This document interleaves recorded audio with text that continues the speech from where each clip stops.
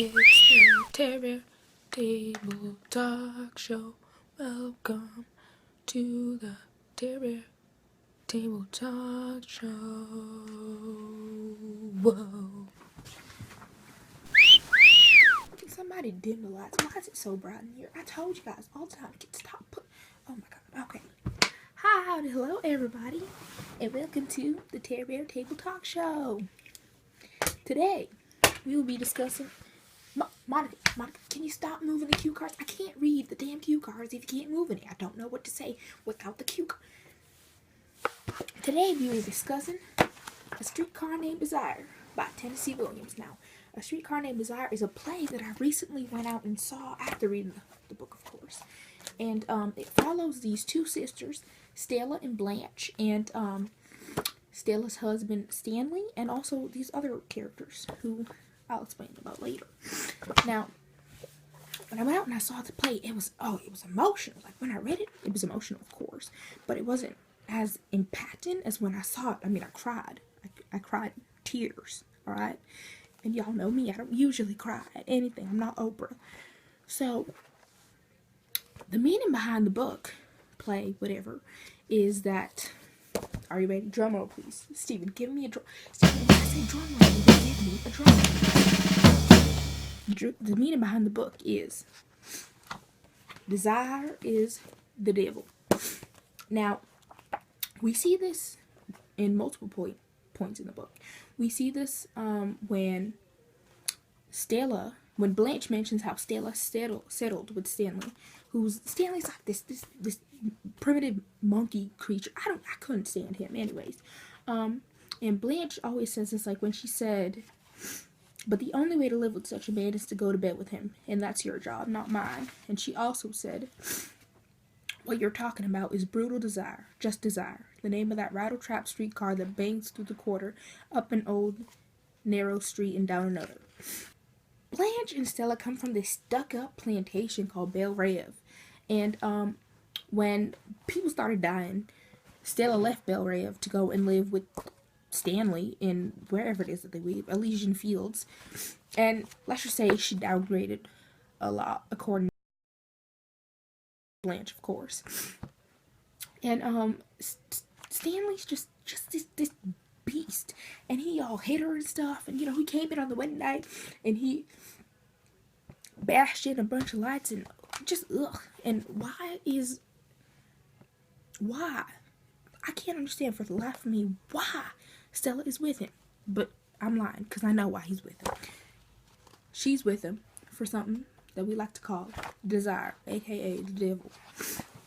She's with him because she had a desire to leave Belle Reve. She wanted to leave where all the death was, and this desire to leave, to not be alone, to not be part of it anymore, is what attracted her to Stanley, and also the fact that he is all muscular and such. It's very nice to see him in the play. Another portion of the book where desire is seen is that Mitch and Blanche were drawn to each other through pure desire. Mitch says, you need somebody and I need somebody. Could it be you and me, Blanche? Mitch has a desire to not be alone.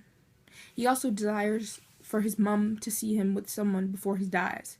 And Blanche has the same desire to not be alone. And we see this also when she says, yes, a big spider. That's where I brought my victims. Yes, I had many intimacies with strangers. After the death of Alan, intimacies with strangers was all I seemed able to fill my empty heart with. I think it was panic. Just panic that drove me from one to another, hunting for some protection here and there in most unlikely places, even at last, in a 17-year-old boy. Yes, I know. She had sex with a 17-year-old boy. That's actually why I love Blanche. She's grand. She really is. In reality, what drew her to the 17-year-old boy and to everyone else that she had intimacies with was this desire to not be alone. This desire to be with somebody. And after she lost Alan, unfortunately, the 17-year-old boy and the other men, strangers, were the only place where she could find this desire. And Stanley,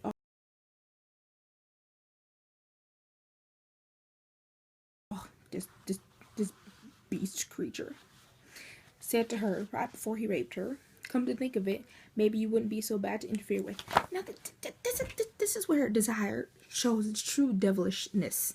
When Stanley just had a baby. Well, he didn't have a baby, but Stella had a baby. And he came home, put on his silk pajamas, he rapes his wife's sister. Does that make any sense? That makes no sense whatsoever. Blanche once said that the opposite of death is desire. That's not true. No.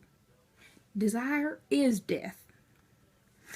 And this is shown by how Blanche's husband killed himself after this desire led him to a man. And he wouldn't have killed himself if this desire hadn't attracted him to this man and Blanche hadn't walked in on him interfering with this man. That brings me to my point. And to Tenesse Williams' point. Desire is the devil. Desire ruined Stella's life. It ruined Blanche's life. It's ruined Stella's life by making her have to stick with Stanley, this pig man. It ruined Blanche's life by her husband dying and her interfering with every man she met with, which led to her losing Mitch because he didn't want to be with her because she had been with so many other people due to this desire. It ruins Mitch's life because he thought he found love with this woman, but he didn't. It just ruins everything. Why am I still here? Are we done? Can you shut off the camera? It's just, I'm done. I'm done speaking. I'm done speaking. I'm over this. Come back next week and I'll teach you how I do my makeup, my hair and makeup. Tarebear Table Talk Show. Whoa.